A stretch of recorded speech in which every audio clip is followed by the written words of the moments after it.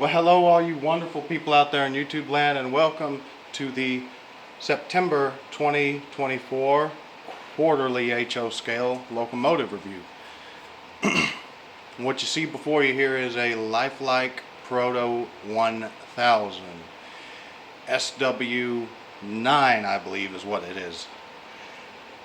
As you can tell, it is done up in a gorgeous orange and black Southern Pacific tiger stripe paint scheme. Now, in the 40s and 50s, SP did up a lot of their switchers in this tiger stripe scheme so that they were more visible for safety purposes. This locomotive is a second-hand locomotive. I was able to acquire this from a fellow member of the Texla Model Railroad Club for a very reasonable price. It does have a dual mode Digitrax N-scale decoder inside of it, and it will keep that decoder. I'm not going to swap it out for a sound decoder, because why? It's already DCC equipped. At the time of this filming, of course, the Stars Hollow Railroad is still a DC railroad, but that's okay because the Digitrax decoder under the hood of this baby is a dual mode decoder. Now, if you're new to the hobby, what that means is a dual mode decoder will work in either conventional DC or obviously DCC as intended. We're looking at the engineer side of the locomotive, and you can see, well, I'm not sure how well you can see it. There is separately applied grab irons here, hand railings here, separately applied plastic grab irons here, and on the rear of the locomotive as well. Very finely done details.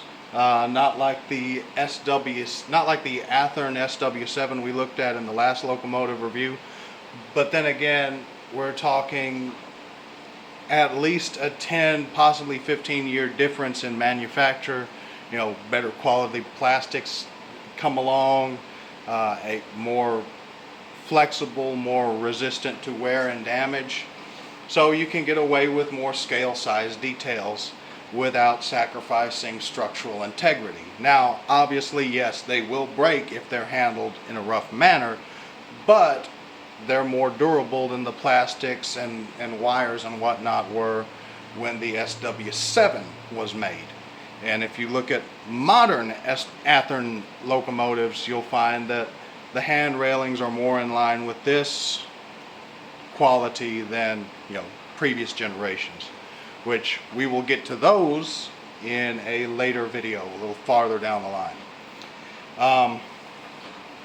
You can see you got the smokestack, you have the bell. There is a small separately applied grab on here. You got a little vent right here, and you have the vents, the grills up top on the front of the locomotive, and you have some really nice cast-on detailing for the hinges and door latches for the doors along the hood of the locomotive. The paint separation between the orange and the black is very well executed, as is the paint separation between the silver and black on the front end of the locomotive and on the smokestack. This engine was in storage for a while, which is why it's so dusty. It was actually a lot dustier after I cleaned it up a little.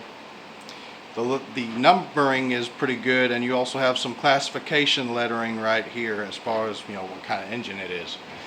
You have the fuel tank and air reservoir here. You have some fairly decent cast-on detailing on the trucks of the locomotive. They are standard switcher type trucks. This is a switch engine. It's not meant for high speed on the main line pulling stack trains. It's meant for moving around cars in the yard or spotting and pulling cars at a customer's facility. On the rear of the locomotive, you can see we have a little grab iron here. You have the prototypically correct headlight and signal light here. There are actually number boards on either side of the headlight, which is of course prototypically correct for the Mighty SP. You have a road number right here. All of the window glaze, all of the windows and doors have the appropriate glazing, and you have a little bit better shot of the hand railings. You have the MU hoses here, which I'm sorry if you can't see them. This is the best, doing what I can with what I got. A separately applied coupler cut lever here. It does not move, so don't try to move it if you have one of these, or you find one you want it. This little crossover platform here, it actually can be left down or left up. This is movable. I usually just keep them down for whenever I want to run this with, say, the SW7 or another locomotive for local duty. And you have some very nicely done cast on latch detailing here, and of course a separately applied step right here to go from the pilot to get up into the cab. Oh, the Katie number 5 magnetic coupler.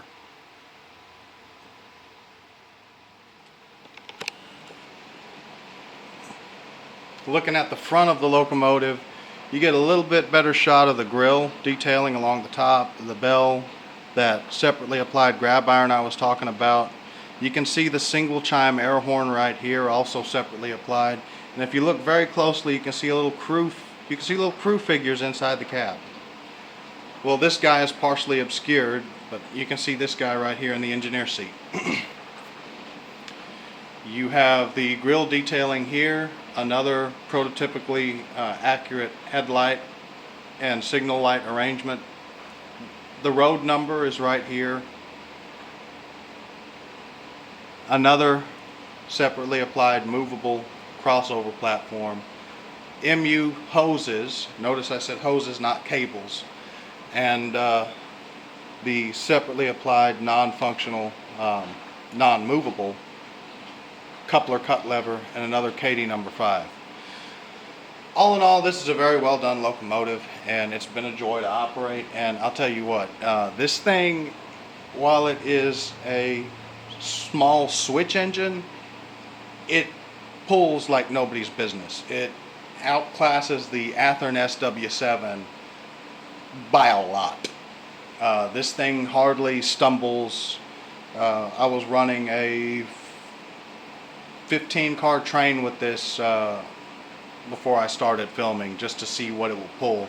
And now, while 15 cars isn't exactly, record setting, bear in mind that the Stars Hollow Railroad is 18-inch radius curves all the way throughout, and the layout itself is not level.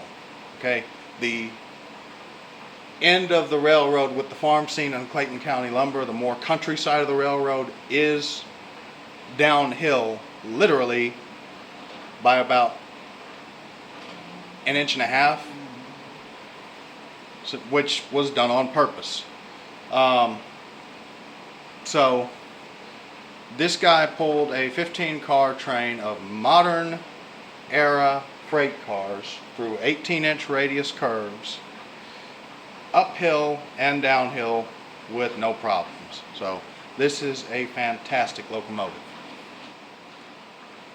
Now, while this engine has pulling power that far outclasses its actual intended usage, I'm not going to run this with a 15-car train. I am going to run this, for the purposes of this product review, as I would actually use it on the railroad, spotting and pulling customers and switching out interstate fuels like I would for a normal operating session.